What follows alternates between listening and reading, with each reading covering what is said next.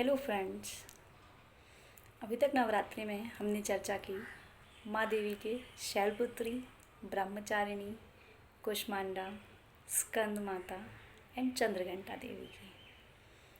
आज मैं आपसे बात करूँगी उस परम शक्ति की जिनकी उपासना करने से परम पद की प्राप्ति होती है। हाँ, माँ दुर्गा की छठवीं शक्ति माता कात्यायनी की। नवरात्रि में छठे दिन माँ कात्यायनी की पूजा की जाती है। इनकी उपासना और आराधना से भक्तों को बड़ी आसानी से अर्थ, धर्म, काम और मोक्ष चारों फलों की प्राप्ति होती है। उसके रोग, शोक, संताप और भय नष्ट हो जाते हैं। जन्मों के समस्त पाप भी नष्ट हो जाते हैं।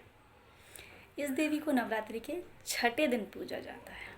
कात्य गोत्र में विश्व प्रसिद्ध महर्षि कात्यायन ने भगवती पराम्बा की उपासना की, कठिन तपस्या की। उनकी इच्छा थी कि उन्हें पुत्री प्राप्त हो। माँ भगवती ने उनके घर पुत्री के रूप में जन्म लिया, इसलिए यह देवी कात्यायनी कहलाई।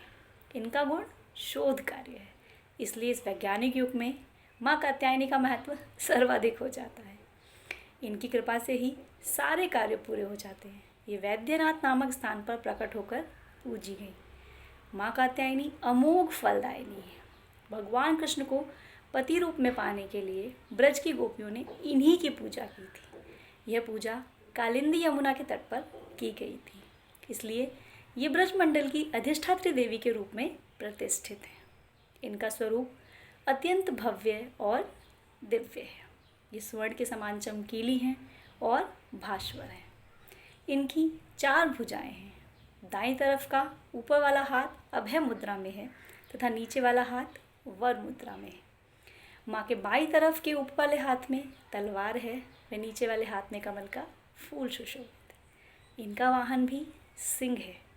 इनकी उपासना और आराधना से भक्तों को बड़ी आसानी से अर्थ, धर्म, काम और मोक्ष चारों फलों की प्राप्ति होती है। उसके रोग, शोक, संताप और भय नष्ट हो जाते हैं। जन्मों के समस्त पाप भी नष्ट हो जाते हैं। इसलिए कहा जाता है कि इस देवी की उपासना करने से परम पद की प्राप्ति होती है। चंद्रहासोज्ज्वल करा शार्दुल वरवाहना कात्यायनी शुभम द्या देवी दानव घाती।